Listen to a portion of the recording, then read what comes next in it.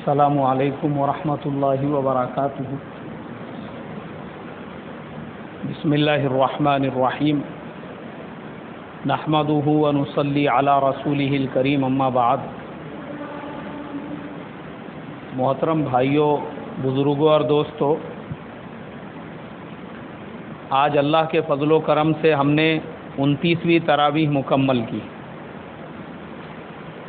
اللہ آپ تمام لوگوں کو جزائے خیر عطا فرمائے۔ ماشاءاللہ آپ لوگوں نے بوپوڑی کی جامع مسجد میں ایک نئی جو ترتیب شروع کی ہوئی ہے، طاق راتوں کو تلاش کرنے کی، عبادت کرنے کی، یہ بہت اچھی چیز ہے، اور اللہ آپ کے امام صاحب مفتی اسد اللہ صاحب کو جزائے خیر عطا فرمائے۔ اسی طریقے سے ہمارے انور بھائی ہے اور دوسرے جو ذمہ داران ہیں، اللہ ان کی محنتوں کو بھی قبول فرمائے کہ یہ بیچارے ہر سال اہتمام کرتے ہیں آپ کے یہاں پہ علماء کو بلانے کا اور ان کے بیانات آپ لوگوں کو سنانے کا۔ تو واقعی میں بھی یہ لوگ جو ذمہ داران ہیں اور ہمارے مفتی اسد اللہ صاحب ہے، آپ کے امام صاحب، یہ تمام لوگ اس مبارکباد کے مستحق ہے۔ اللہ ان تمام لوگوں کو جزائے خیر عطا فرمائے۔ اور بیان شروع کرنے سے پہلے آپ کے سابقہ جو صدر تھے مرحوم برہان سر، ان کے لیے بھی میں دو الفاظ بولنا چاہوں گا۔ اللہ تبارک و تعالی ان کو بھی جنت الفردوس میں کروٹ ان کو بھی قبر میں کروٹ جنت الفردوس عطا فرمائے، آرام عطا فرمائے، اور جنت الفردوس میں ان کو مقام عطا فرمائے، ان کی بال مغفرت فرمائے کہ ایک ایسے بزرگ شخصیت کو رمضان سے چند دنوں پہلے ہم نے کھویا ہے، جو ہمارے لیے ایک سرپرست کی، ایک والد کے جیسی حیثیت رکھتے تھے، اور بیچاروں نے اپنی زندگی کا بہت بڑا حصہ جو ہے وہ دین کی محنتوں میں، دین کی خدمت میں اور مرکز کی خدمت میں لگا دیا۔ اللہ تبارک و تعالی ان کو بھی جزائے خیر عطا فرمائے، اور ان کی محنتوں سے یہ پورے علاقے میں بوپوڑی، داپوڑی، کھڑکی اور آپ کا یہ جتنا بھی علاقہ ہے، جتنا بھی اس علاقے میں جو دین زندہ ہوا ہے، اور آنے والی جو نسلیں اور اس کے بعد میں دین پہ قائم رہے گی، دیکھو وہ تو قبر میں چلے گئے لیکن ان کے نامہ اعمال میں اس کا ثواب پہنچتا رہے گا۔ تو اس لیے میرے محترم بزرگوں، آج کی جو مبارک رات ہے، اس رات میں اللہ تبارک و تعالی نے ہم تمام کو یہاں پہ جمع فرمایا ہے۔ ہمارے مسجد کے اندر کل تک میں 26 پاروں کی تفسیر سنا چکا تھا، آج میں آپ لوگوں کو 27ویں پارے کی تھوڑی سی تفسیر سنا دوں گا، اور اسی کے ساتھ میں رمضان کے بعد ہماری زندگی کیسے ہونا چاہیے اس کے تعلق سے بھی کچھ باتیں بتا دوں گا۔ 27واں پارہ جب ہم شروع کرتے ہیں، اس کا پہلا ہی جو رکوع ہے، ان الذین قالوا ربنا اللہ ثم ان، اس کا جو پہلا ہی رکوع ہے، والسماء بنیناها بأید وإنا لموسعون والارض فرشناها فنعم الماہدون۔ اس کے اندر اللہ تبارک و تعالی نے ایک آیت نازل کی ہے، آخر کی آیت، اس میں اللہ فرماتے ہیں ان اللہ هو الرزاق ذو القوۃ المتین، کہ اللہ تبارک و تعالی ہی تمام مخلوقات کو روزی اور رزق دینے والے ہیں، تمام مخلوقات کو۔ اس دنیا کے اندر پہلے ہم لوگ سنتے تھے کہ 18,000 مخلوقات ہے، لیکن اب جو سائنس کی نئی تحقیقات ہے، جو لیٹسٹ نئی جو ٹیکنالوجیز نکل گئی ہے اور اس سے نئی باتیں جو سننے کو مل رہی ہے، تو اس سے یہ پتہ چل رہا ہے کہ 18,000 تو ایک جانور کی کوالٹیز ہے۔ کتنے جانور کی بھائی؟ ایک مچھلی جو ہے، اللہ تبارک و تعالیٰ نے 18,000 نمونے کی تو خالی مچھلیاں بنائی ہے سمندر کے اندر۔ پہلے ہم ایسا سنتے تھے بیان میں کہ اللہ تبارک و تعالیٰ کی 18,000 مخلوقات ہے، 18,000 نہیں ہے، 18,000 تو ایک مخلوق کی قسمیں ہیں، اللہ نے اتنے قسم کی مخلوقات بنائی، یہ ہے خدا کی قدرت۔ تو اللہ تبارک و تعالی تمام مخلوقات کو روزی عطا فرماتے ہیں، چاہے وہ انسان ہو، چاہے وہ جنات ہو، چاہے وہ چرندے ہو، پرندے ہو، درندے ہو، آسمانوں میں اڑنے والے جانور ہو، یا سمندروں کے اندر تیرنے والے جانور ہو، کہیں کی بھی مخلوق ہو، ہر مخلوق کو روزی دینے والی ذات کس کی ہے؟ اللہ تبارک و تعالیٰ کی۔ یہ جو ارتھ ہے جس کے اوپر میں اور آپ سانس لے رہے ہیں، اب نئی سائنس کی ٹیکنالوجیز یہ کہتی ہے کہ ایسی اور بھی بہت سارے ارتھ ہے جس کے اوپر دنیایں بسی ہوئی ہے، ان کو بھی کون روزی عطا فرماتے ہیں؟ اللہ عطا فرماتے. اسی لیے قرآن میں جو فرمایا، آگے وہ بھی صورت آنے والی ہے، رب المشرقین و رب المغربین، کہ اللہ تبارک و تعالی اپنے آپ کو دو مشرقوں اور دو مغربوں کا پروردگار کہتے ہیں، اور بعض جگہوں پہ مشارق والمغارب، یعنی بہت سارے مشرق اور بہت سارے مغربوں کا پروردگار کون ہے؟ اللہ تبارک و تعالی ہے. آج سے 1450 سال پہلے جب یہ قرآن نازل ہوا تھا، اس زمانے کے جو لوگ تھے وہ بیچارے سیدھے سادے بھولے بھالے لوگ تھے. انہوں نے جب یہ سنا تو اللہ کے نبی صلی اللہ علیہ وسلم سے سوال کیا کہ حضور، مشرق تو ایک ہی ہے اور مغرب بھی کتنے ہیں؟ ایک ہی مغرب ہے، ایک ہی مشرق ہے، تو پھر قرآن میں بہت سارے مشرق اور بہت سارے مغربوں کا جو ذکر آیا ہے. لیکن میرے محترم بزرگوں، آج 1450 سال کے بعد ہمارے زمانے میں سائنس نے جتنی ترقی کر لی، ہمارے لیے اس مسئلے کو ایک دم آسانی کے ساتھ میں حل کر دیا، سولو کر دیا. آج ہمارا سائنس یہ کہہ رہا ہے کہ دنیا میں ایک مشرق نہیں ہے، ہمارے ارتھ کے جیسے ہزاروں زمینیں ہیں، جن کے ہزاروں زمینوں کے ہزاروں مشرق ہے اور ہزاروں مشرقوں کے ہزاروں مغرب ہے.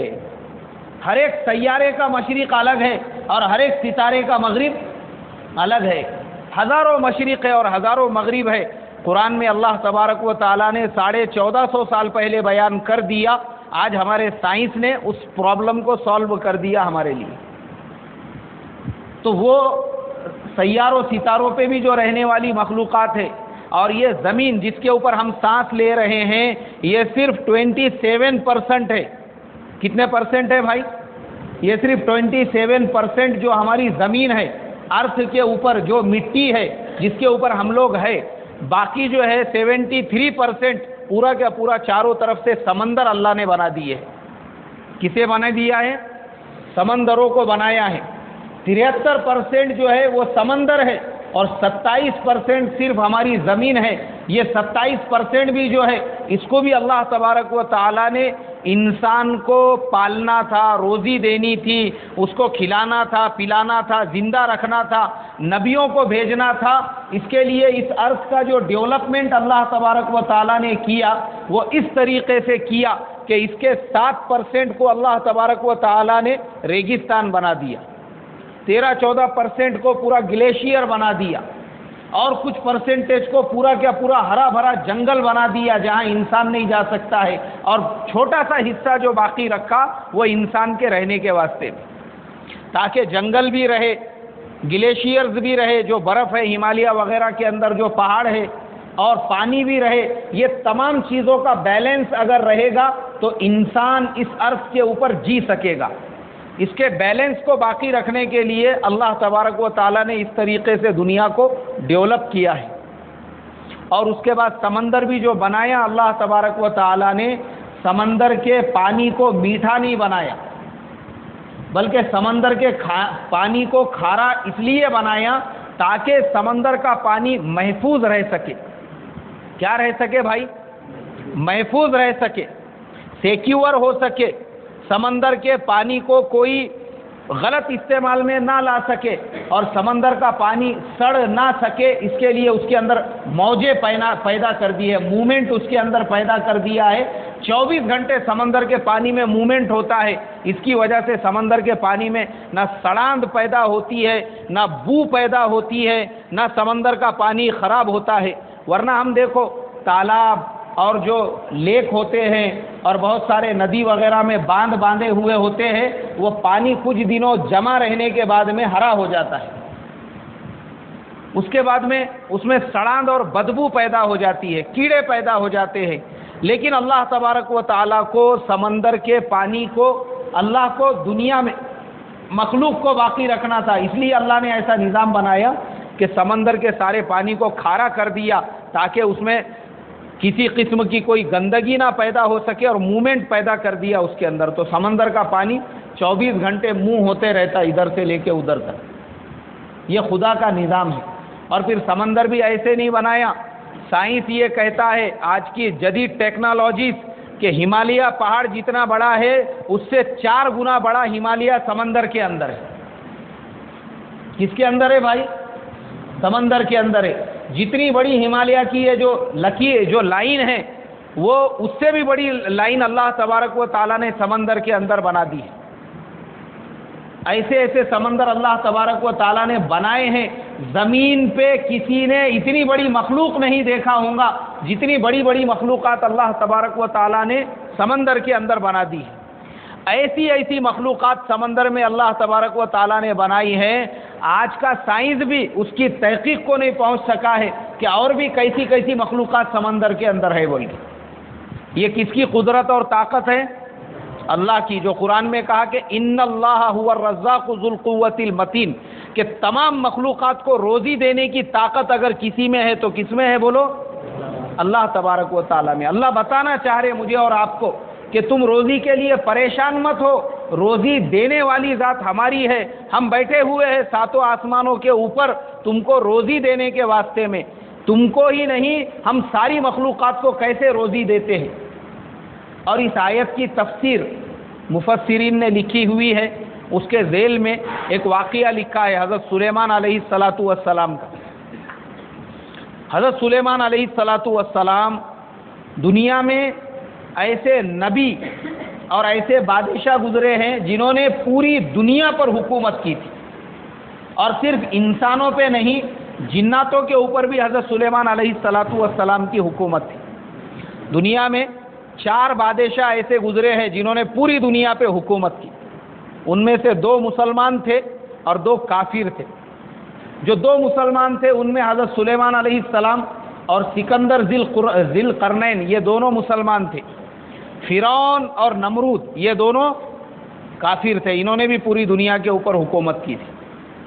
حضرت سلیمان علیہ السلام کی حکومت کا دائرہ اتنا وسیع تھا کہ صرف انسان ہی نہیں، جناتوں کے اوپر بھی حضرت سلیمان علیہ السلام کی حکومت تھی۔ حضرت سلیمان علیہ السلام نے ایک دن اللہ تبارک و تعالیٰ سے کہا کہ اے اللہ، میں تیری ساری مخلوق کی دعوت کرنا چاہتا ہوں، یہ ساری جو تیری مخلوق ہے میں ان کو کھانا کھلانا چاہتا ہوں۔ اللہ تبارک و تعالیٰ نے حضرت سلیمان علیہ السلام سے فرمایا، اس لیے کہ نبی تھے، اللہ سے بات کر سکتے تھے، کہا کہ سلیمان، ہمارے مخلوق کو کھلانا تمہارے بس کی بات نہیں ہے، تم ہماری مخلوق کو نہیں کھلا سکتے۔ حضرت سلیمان علیہ السلام نے کہا کہ نہیں اے اللہ، مجھے تو اجازت دے دے، میں تیری مخلوق کو کھلانا چاہتا ہوں۔ اب جب حضرت سلیمان علیہ السلام تو اللہ کے نبی تھے، اللہ تبارک و تعالیٰ نے جب انہوں نے زیادہ اصرار کیا تو ان کو اجازت دے دی، ٹھیک ہے تم مخلوق کی دعوت کر سکتے ہو، مخلوق کو کھلا سکتے ہو۔ اب حضرت سلیمان علیہ السلام نے ایک وقت طے کیا، ایک دن طے کیا، اور اس دن اور اس وقت کے مطابق جو ہے تمام مخلوقات میں اعلان کر دیا گیا، انسان میں بھی، جناتوں میں بھی، جانوروں میں بھی، اس لیے کہ حضرت سلیمان علیہ السلام ایک ایسے نبی تھے جو پرندوں کی اور جانوروں کی بھی زبان کو سمجھتے تھے۔ وہ علمنا منطق الطیر، قرآن میں اللہ 19ویں پارے میں فرماتے ہیں، وَلَقَدْ آتَيْنَا دَاوُودَ وَسُلَيْمَانَ عِلْمًا، ہم نے حضرت داؤد اور سلیمان علیہ السلام کو جو علوم عطا فرمائے تھے دوسرے نبیوں کو نہیں عطا فرمائے، ان علوم میں ایک علم ایسا تھا، وہ علمنا منطق الطیر، اللہ فرماتے ہیں ہم نے حضرت سلیمان علیہ السلام کو پرندوں کی زبان بھی سکھا دی تھی۔ اس لیے وہ ہدہد کا واقعہ ملتا ہے، وہ بعد میں پھر کبھی سنائیں گے انشاءاللہ۔ ابھی جو ہمارا واقعہ چل رہا ہے وہ یہ کہ حضرت سلیمان علیہ السلام نے اعلان کرنے لگایا کہ جا کے جانوروں میں بھی اعلان کر دو۔ اب جانوروں میں بھی اعلان ہو گیا کہ حضرت سلیمان علیہ السلام کی طرف سے تمام مخلوقات کو کھانے کی دعوت ہے، فلاں فلاں تاریخ کو، فلاں فلاں وقت میں۔ دعوت کا دن آیا، آنے کے بعد اس سے پہلے کہ تمام مخلوقات جو تھی، جنگل کے جانور وغیرہ سب اپنے اپنے بچوں کے ساتھ اور اپنے اپنے جو جھنڈ ہوتے ہیں اپنے اپنے جھنڈ کے ساتھ میں وہ نکلے حضرت سلیمان علیہ السلام کی دعوت کی طرف۔ اور سلیمان علیہ السلام کئی مہینوں سے کھانے پکانے میں، اس لیے کہ آپ کے پاس تو جنات تھے کام کرنے کے لیے، آج جو مسجد اقصی اور بیت المقدس ہے وہ بھی جناتوں نے بنایا ہوا ہے۔ کس نے بنایا ہوا ہے بھائی؟ ہاں وہ بھی حضرت سلیمان علیہ السلام نے جناتوں کو بنانے لگایا تھا، جو مسجد اقصیٰ ہے آج یروشلم کے اندر. اسی لیے تو مسلمانوں کا، یہودیوں کا اور عیسائیوں کا تینوں کا جھگڑا ہے. وہ یہ کہتے ہیں کہ سلیمان علیہ السلام ہمارے نبی تھے، مسلمان کہتے ہیں کہ ہمارے نبی تھے، اور عیسائی کہتے ہیں کہ ہمارے نبی تھے. اس لیے تینوں میں لڑائی چالو ہے. مگر اللہ کا فضل و کرم ہے کہ کم سے کم مسجد اقصیٰ مسلمانوں کے قبضے میں ہے، اور 5 وقت کی نماز وہاں پہ پابندی سے ہوتی ہے. جمعہ کا خطبہ بھی ہوتا ہے اور جمعہ کی نماز بھی ہوتی ہے. تو مسجد کو اللہ تبارک و تعالیٰ نے آباد رکھا ہوا ہے. تو وہ مسجد اقصیٰ، اس کی تعمیر کنہوں نے کی تھی؟ جنات نے کی تھی. تو سلیمان علیہ السلام نے یہ کھانا پکانے کے لیے بھی جنات کی جماعت کو لگا دیا. اب کئی مہینوں سے کھانا بنتا رہا، اور جب کھانا بن کے تیار ہو گیا، تیار ہونے کے بعد وہ دعوت کا وقت آیا. ایک مچھلی سمندر کے باہر نکلی، کنارے پہ آئی، اور سلیمان علیہ السلام نے سمندر کے کنارے ہی کھانے کی دعوت کا انتظام کیا تھا. کہنے لگی کہ سلیمان، دعوت کا دن آ چکا ہے، میں کھانا کھانا چاہتی ہوں. حضرت سلیمان علیہ السلام نے حکم دیا کہ مچھلی کو کھانا کھلاؤ. اب مچھلی کو کھانا کھلایا جانے لگا. وہ 1 دیگ خالی ہو گئی، 2 دیگ خالی ہو گئی. ہوتے ہوتے ساری مخلوق کے لیے جتنا کھانا بنایا گیا تھا وہ اکیلی مچھلی کھا کے چلی گئی. پورا کھانا اس مچھلی نے کھا لیا، اور اس کے بعد کہنے لگی کہ سلیمان، مجھے اور کھانا چاہیے. حضرت سلیمان علیہ السلام نے کہا، بولے بھائی، پوری مخلوق کی دعوت کے لیے میں نے جو کھانا بنایا تھا وہ اکیلے کھانا پورا کیا پورا اکیلے تیرے منہ میں جا چکا ہے، اب اور کہاں کھانا بچا ہی نہیں ہے. مچھلی کہنے لگی کہ سلیمان، اللہ تبارک و تعالی مجھے روزانہ ایسے 3 لقمے کھلاتا ہے. کتنے لقمے کھلاتا ہے؟ 3 لقمے کھلاتا ہے. آج تم نے مجھے 1 لقمہ ہی کھلایا ہے، مجھے 2 لقموں کا فاقہ برداشت کرنا پڑے گا. حضرت سلیمان علیہ السلام سجدے میں گر گئے اور کہنے لگے، فَتَبَارَكَ اللَّهُ أَحْسَنُ الْخَالِقِينَ، اے اللہ، سب سے زیادہ برکت والی ذات اگر کسی کی ہے تو تیری ہے کہ تو نے یہ ساری کے ساری مخلوقات کو اتنے بہترین اور خوبصورت انداز کے اندر پیدا کیا. سجدے میں گر گئے سلیمان علیہ السلام اور کہنے لگے، مجھے معاف کر دے، میرے بس کی بات نہیں تھی تیری مخلوقات کو کھانا کھلانے کی، لیکن میں نے تیرے ساتھ میں ضد کی، اس کے لیے میں معافی چاہتا ہوں. تو یہ ہے خدا کا نظام. وہ سارے مخلوق کو کھلانے کے لیے انہوں نے جو کھانا بنایا تھا، اکیلی مچھلی کے 1 لقمے میں وہ پورا کھانا چلے گیا. تو اندازہ لگاؤ، اس پہ سے ہم اندازہ لگا سکتے ہیں اللہ تبارک و تعالی نے کیسی کیسی مخلوقات بنائی ہے. اسی لیے سائنس یہ کہتا ہے کہ اتنی بڑی بڑی مخلوقات وہ زمین پہ نہیں ہے جتنی مخلوقات کہاں پر ہے بھائی؟ سمندروں کے اندر ہے. ہم لوگ اللہ کے راستے میں چل رہے تھے انڈومان میں، جو چھوٹے چھوٹے آئی لینڈس ہیں، وہاں پہ ہماری جماعت چل رہی تھی. ہمارے امیر صاحب ساتھیوں کو لے کر گئے. چلو بولے، میں تم کو خدا کی قدرت کے کرشمے اور نمونے بتاتا ہوں. مرکز کے بالکل سامنے ہی ایک میوزیم تھا، جس کے اندر مچھلیوں کے جو یہ ہوتے ہیں کانٹے کی جو یہ بنا ہوا ہوتا ہے، وہ بنے ہوئے اس کے اندر رکھے ہوئے تھے سب. اب وہ ہم کو بتانے کے لیے لے کر گئے، خالی جو ڈھانچے ہوتے ہیں. اب وہ ڈھانچہ دیکھنے کے لیے ہم لوگ گئے. ہم جب اس کے اندر داخل ہونے لگے تو ایک ایسی بڑی کمان بنی ہوئی تھی. وہ کمان میں سے جب ہم داخل ہونے لگے تو وہاں کا جو گائیڈ ہے اس نے کہا، بولے یہ جو کمان نظر آ رہی ہے نا، یہ جبڑے کی ہڈی ہے بولے مچھلی کی، جس کے اندر سے آپ لوگ داخل ہو رہے ہیں، اس لیے اس کی کمان بنا دی گئی ہے. اس کے بعد میں جب ہم لوگ اندر داخل ہوئے تو ایک مچھلی کے کانٹے کو ہم نے اس سے پرمیشن لے کے، بھئی ہم اس کو گن سکتے کیا؟ جو ایک سائڈ کا کانٹا ایسا گول ہوتا ہے اور دوسرے سائڈ کا جو ایسا گول ہوتا ہے. ایک سائڈ کا جب ہمارے ساتھی نے ہاتھ سے گنا تو وہ 7 ہاتھ تھا، خالی ادھر کا ایک سائڈ کا، اور دوسرے سائڈ کا جو ہے وہ 7 ہاتھ. اس طریقے سے مطلب 14 ہاتھ کے خالی وہ ایک کانٹا تھا جو ہم مچھلی کا کھا کے جو ہے بازو میں پھینک دیتے. اس کے بعد میں ہمارے امیر صاحب کو آگے لے کر گئے وہ ساتھی. تو جہاں مچھلی کی آنکھ ہوتی ہے وہ آنکھ کی جو خالی جگہ ہے، وہ جو جگہ ہڈی میں سے خالی ہو گئی تھی، ہمارے امیر صاحب کو اس نے بتایا، انہوں نے جب ہاتھ رکھ کے ایسا گنے تو یہ کونے سے لے کے ایک ہاتھ اور دوسرا ہاتھ، ایسے دو ہاتھ کے درمیان کی جگہ اس کے اندر آ رہی تھی، ایک مچھلی کے آنکھ کی جگہ اتنی بڑی تھی۔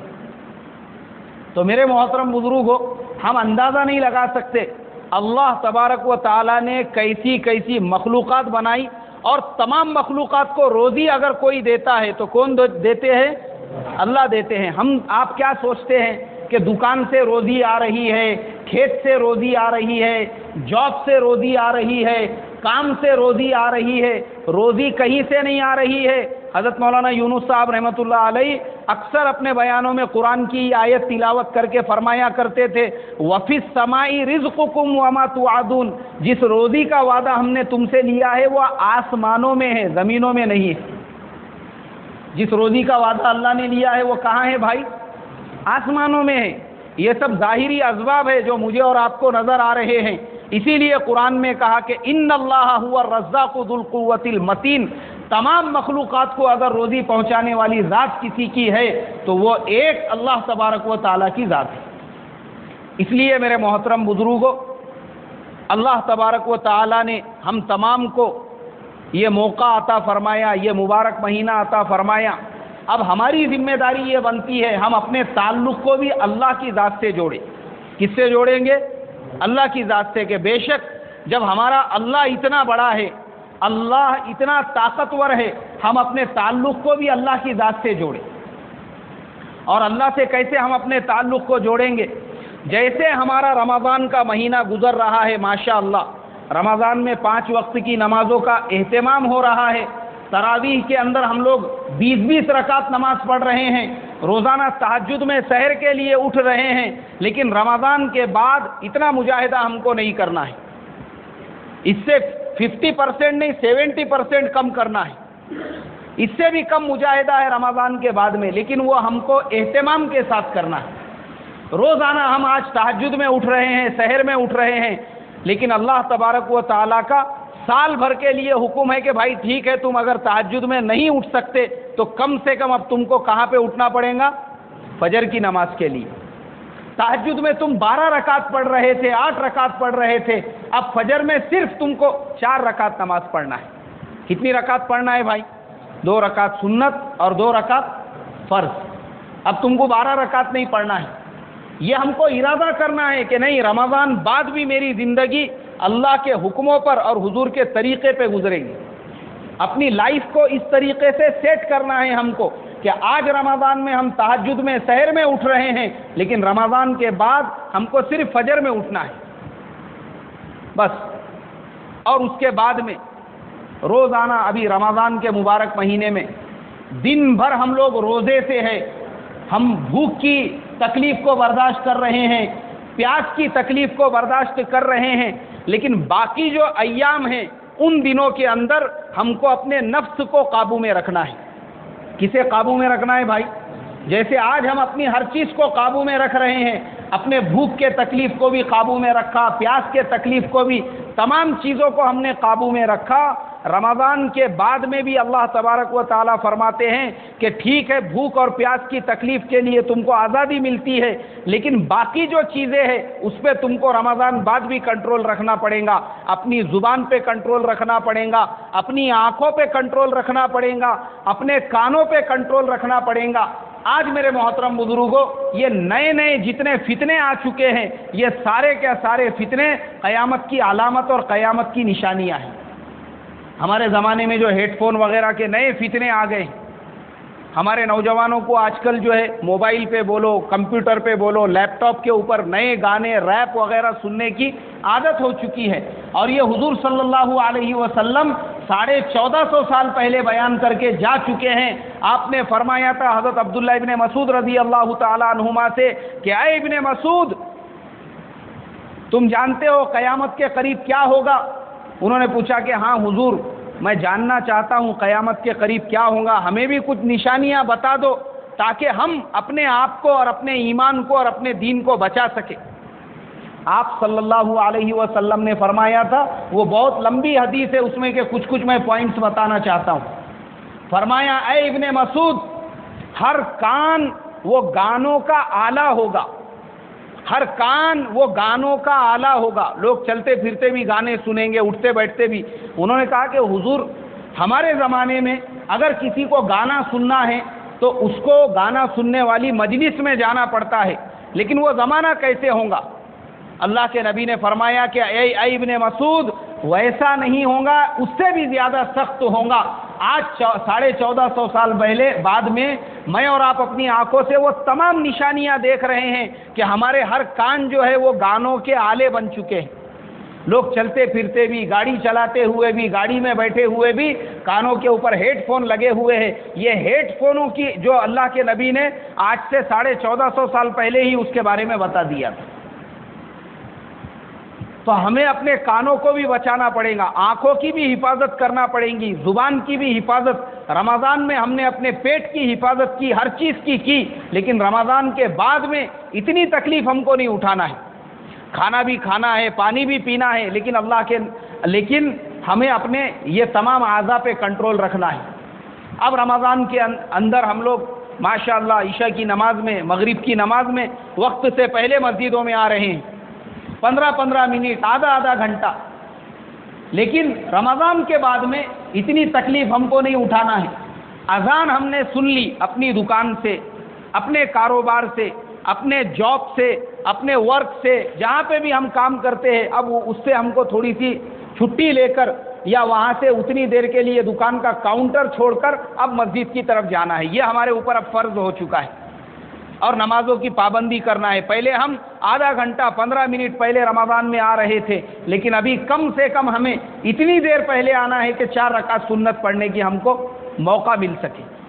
اب ہم مسجد کے اندر آ گئے، ماشاءاللہ ہم نے نماز بھی ادا کر لی۔ اس کے بعد عشاء کی نماز میں روزانہ آج ہم تراویح کے اندر 20 رکعت پڑھ رہے ہیں، رمضان بعد 20 رکعت نہیں پڑھنا ہے۔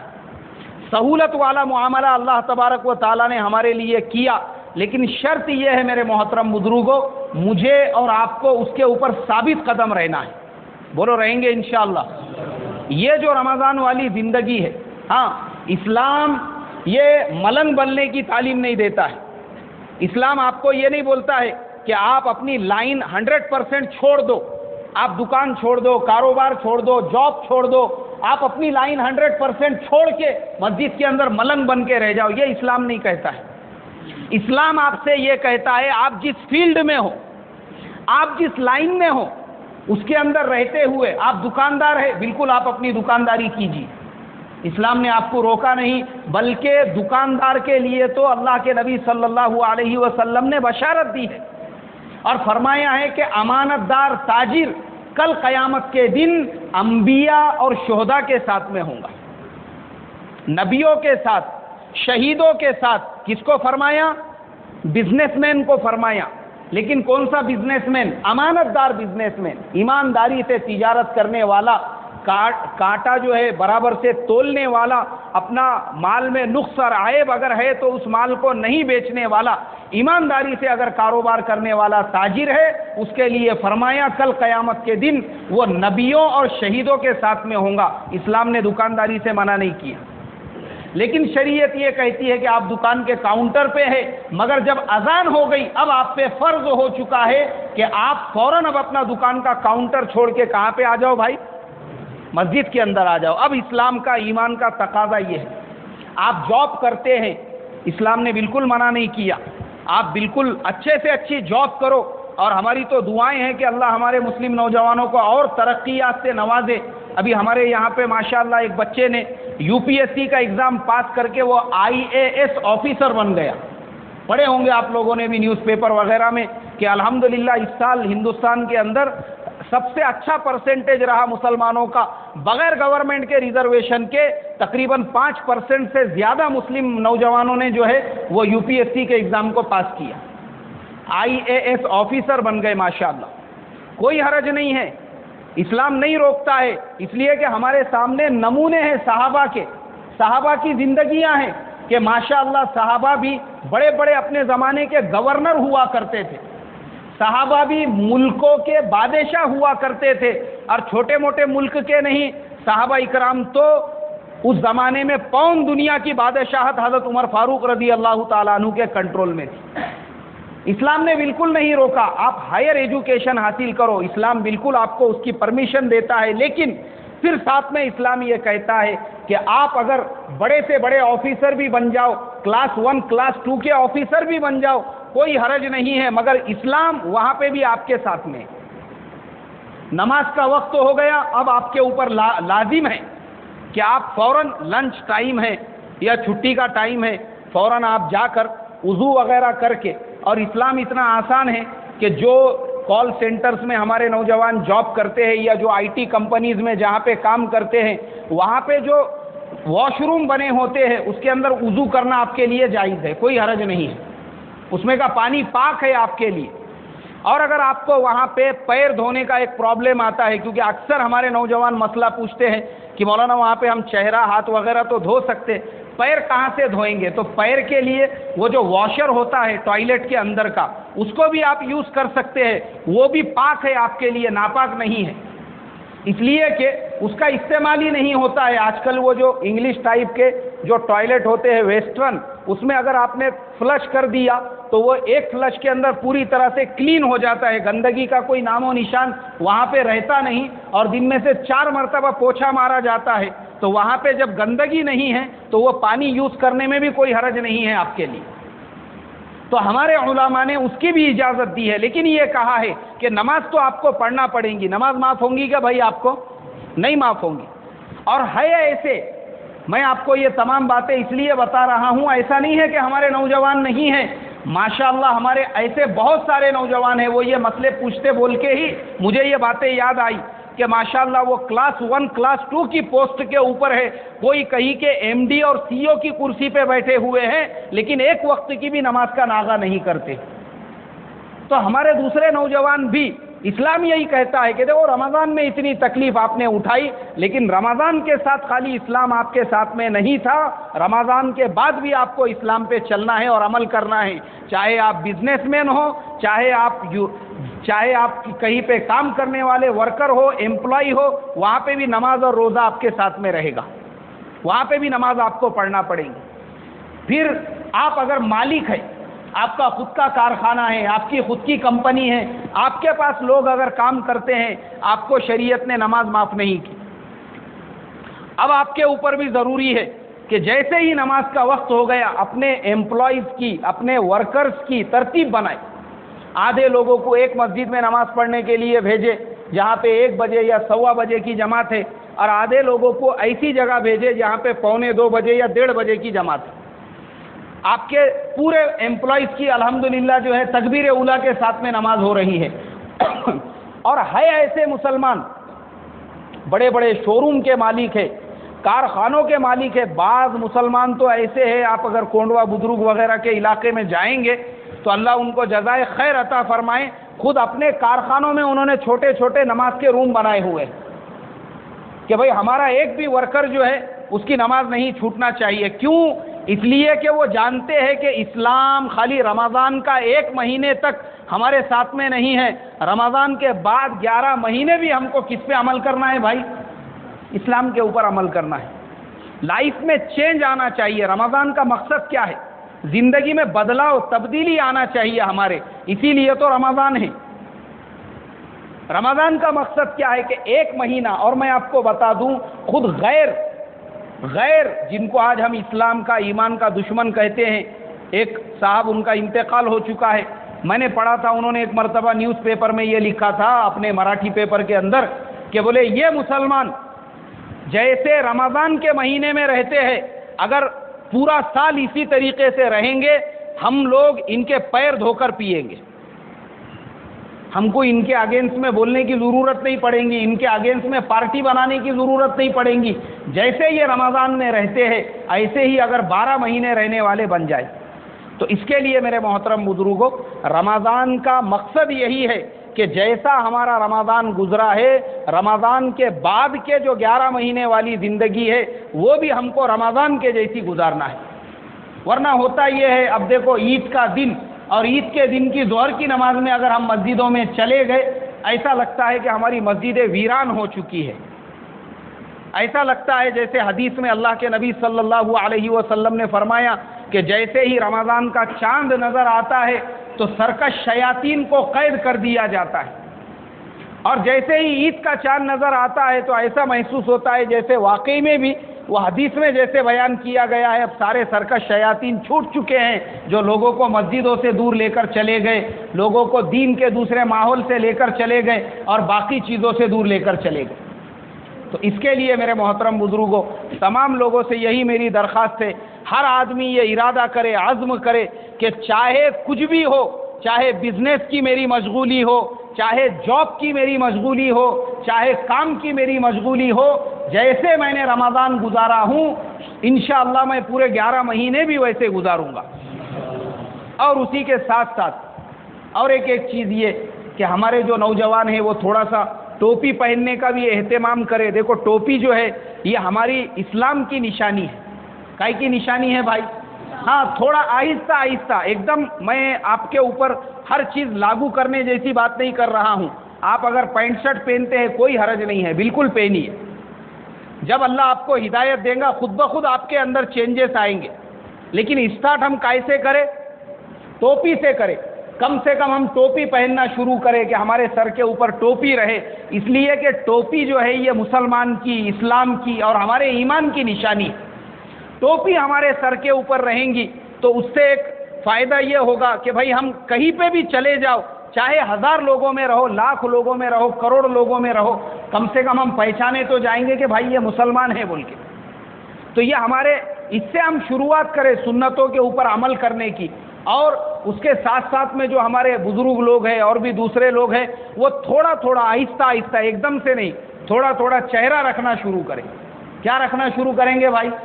ہاں، چہرہ بھی تھوڑا آہستہ سے۔ دیکھو کیسا ہے، آدمی یہ سوچے کہ اگر میرا چہرہ جو ہے اللہ کے نبی صلی اللہ علیہ وسلم کے چہرے سے ملتا جلتا رہے گا، اور آہستہ آہستہ میں بھی اگر داڑھی رکھنے والا بنوں گا بھی، آپ دیکھو نا آج کے اس زمانے کے اندر الحمدللہ جو حضور کے سنتوں پہ عمل کرنے والے ہیں، ہمارے نوجوان جانتے ہوں گے کہ انٹرنیشنل کرکٹ کے اندر جو کھیلنے والے کھلاڑی ہیں ہاشم املہ اور معین علی کے جیسے، ابھی دیکھو معین علی کی داڑھی تو اتنی بڑی ہے، ہمارے زمانے میں ہمارے انڈیا کے اماموں کی داڑیاں اتنی بڑی نہیں ہیں۔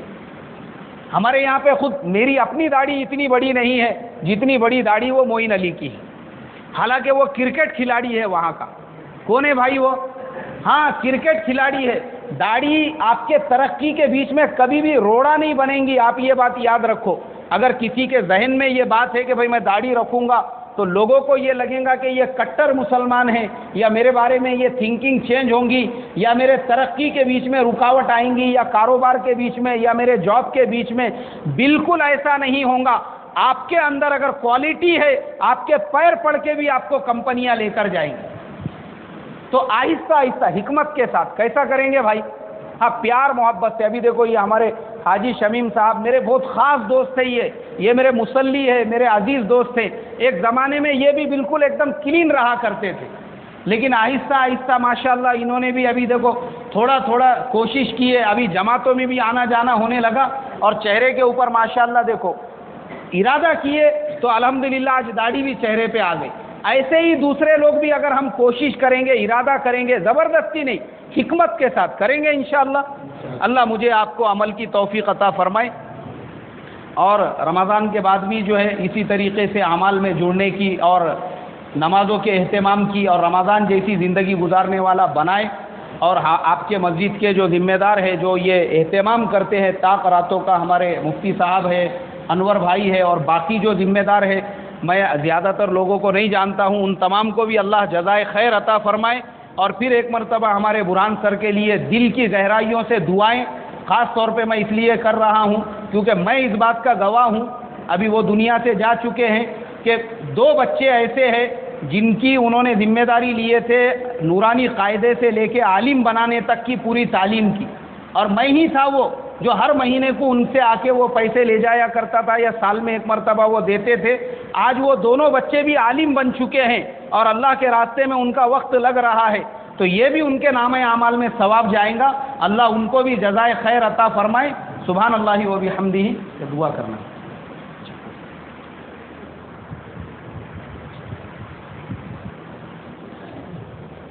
بسم اللہ الرحمن الرحیم، اللہم صلی علی سیدنا و حبیبنا و شفیعنا و مولانا محمد وبارک وسلم، ربنا آتنا فی الدنیا حسنہ وفی الآخرۃ حسنۃ وقنا عذاب النار۔